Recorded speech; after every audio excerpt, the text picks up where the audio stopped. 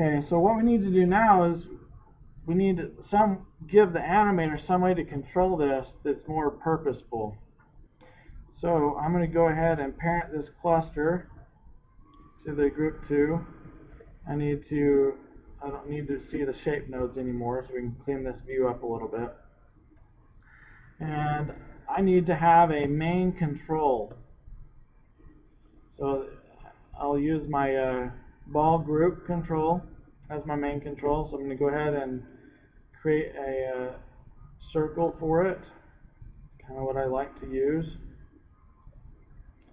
And the screen's going crazy.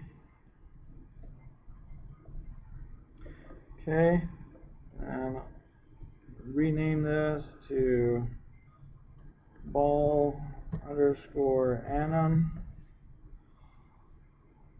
and then delete history on it.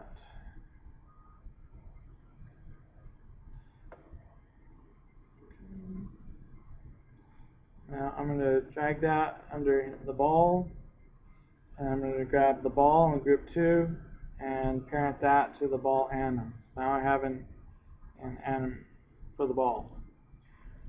Now I'm in component mode. I'm going to switch out of that.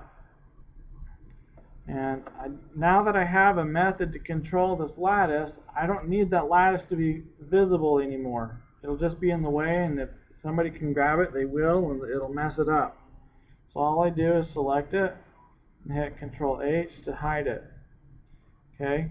Now we're going to create attributes to control the squash, the bend, and the cluster so that they can be animated easily.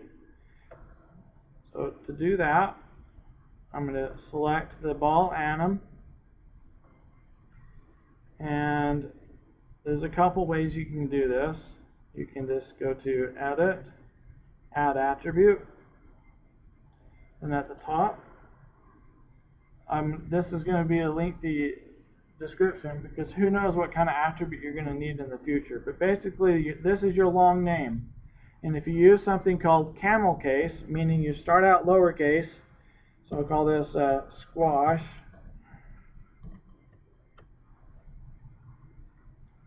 and then if I had another, if it was like a multi-word name, then I could say squash and stretch. And I would just capitalize the first letter of every word after the first word. And I'll show you why that was nice to do. Okay, and I'm going to make this a type float attribute. What a float is basically a decimal. Then your other ones are, your vector is 3 decimal values together. So you have 3 different numbers, all of which are decimals. An integer are just whole numbers. There's it can be 0 or 1 or 2, but it can't be like 1.259. There's no such thing as a decimal in an integer. A string is basically just a sentence. It's a word or a character from the alphabet. They could have numbers in them, but they don't represent numbers. It's just the icon that represents the number. That might be kind of confusing. So look up string in programming online if that was a little confusing. Then you have the Boolean type here. That's basically it's true or it's false. So if you have something that needs to be on or off, or it needs to work or not work, then this is the type of attribute you would want to create. And then you have the enum, which is basically a list. Enumerated type is what that stands for. And to do that, you would just select enum, and then you can create a list of any length you want to down here. You just click on the empty row if you want to add a new one to it.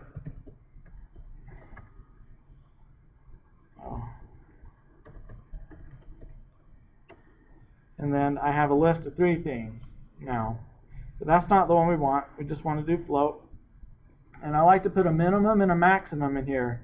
And I typically like to use, if it's a kind of an on-off value that I need to be able to blend between the two, the on and the off, which this is, then I like to use the values 0 for minimum, and maximum is set to 10, and the default would be 0 in this case. And once that's done, I can just click add. And then you notice in the channel box where it added this attribute to this transform node, because I used camel case in my long name, it automatically knows how to split it up and it's more legible. So that might be something nice to keep in mind. So that's my squash. Now I want to do my bend. I'm going to say bend. And for my bend, I need it to be able to bend in a few different directions, right? So I'm just going to say it's going to bend from a -10 to a maximum of 10, and default will be 0, so it can flop back and forth is what I have in mind for this one. I'm going to say add, and then I'm going to do a long name. This one will be my pancake, we'll call it, attribute. And this is going to be a minimum of 0, maximum of 10, default of 0. Now click OK, and it will add that attribute in. Okay, now these attributes can be edited, and you can see that it can't go beyond 10, and it can't go below 0 on my squash and stretch. And my bend can go up to +10 to -10. And my pancake can go between 0 and 10. But they're not controlling anything yet. So now that we have these attributes, we need to tell them what to control. And we'll do that in the next video.